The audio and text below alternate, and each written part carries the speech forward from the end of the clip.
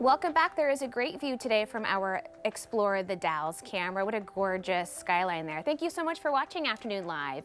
We all have that inner voice, but how do you know if it's fear talking or if it's your intuition guiding you?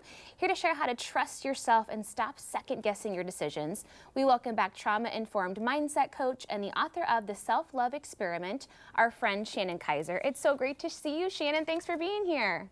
Thank you. It's so great to be back. Remind us of some of your story because you're so generous to share with us because you've learned some of these lessons really the hard way. Yeah, personal experience, I think, is one of our best master classes in life. And, I also work with people in my programs, but the real thing is, I think we've all had moments where we kind of had a feeling and we overrode it or override it and later found out, gosh, I should have listened to myself. And for me personally, I was involved with someone who it seemed lovely on the surface, but they were leading a double life and they were a chronic liar. And so I healed, moved on from that. And very soon after, I met someone else and my intuition was screaming at me. And it was like, this is too good to be true. Something's not right. Pay attention. But I was like, no, it's just my past replaying, and you override it, only to find out later that that person was a con artist and indeed was stealing money from me. So I think we really want to listen to ourselves. And now, especially in this world we're living in with so much distraction, we have to use discernment. So we got some tips today. Exactly, because it can be hard to decipher. Is this fear talking or is this really my gut instinct, my intuition? How do you differentiate what's happening? I think you bring up a great point. Fear and intuition it's like two sides of the same coin, but it feels very similar. But fear is often very hectic and panicked, and it feels more chaotic within yourself and the body.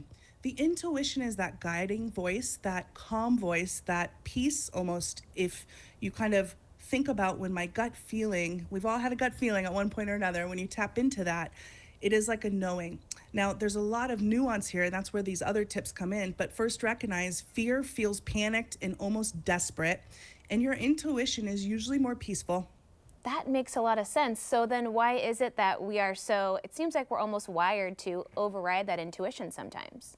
Oh, we totally are. We live in a world where our culture, just is always distractions outside of ourselves. And that's where it pulls us outside. Our intuition lives inside of us. I like to say our heart and our body is really giving us clues all the time. But if we're focused out there, it's going to be really hard to listen to our internal voice. And so, I often say like logic. Well, we live in a world where logic is facts, right? We want logic.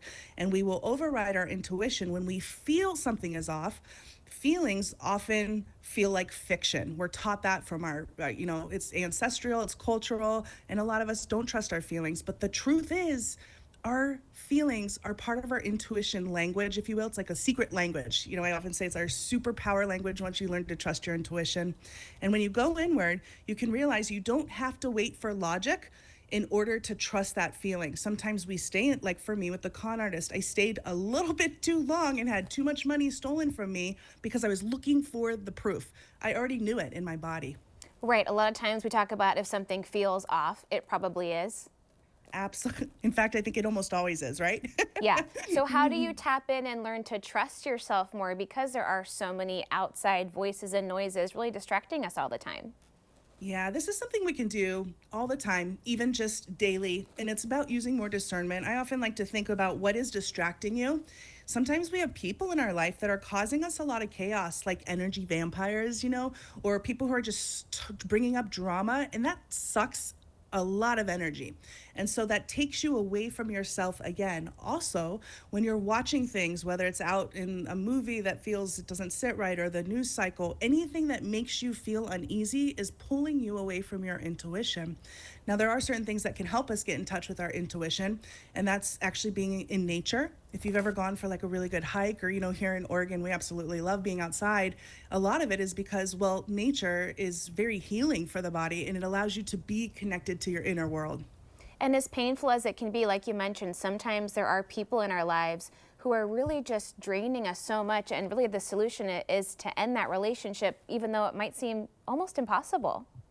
Yeah, sometimes it's actually the healthiest thing you can do to protect yourself, I personally, just to share, like when I had clicked and realized these people around me are actually exploitative and they don't have my best interest, as soon as I stepped away from them, it's when I was in there around them, my intuition was like frazzled. I couldn't get in touch with my inner feelings, and it was always chaotic because a lot of these high conflict people go around creating drama. As soon as I went no contact with them, I had this discernment. I felt better. My brain fog went away. I actually was able to sleep better. My insomnia went away. It's all really connected. So we have to look at it with what makes me feel good and start to take steps each day to create more of that and push away what doesn't make you feel good. Yeah, it's a great first step, and then you can just build that confidence in yourself, and the momentum just keeps pushing you forward one step at a time.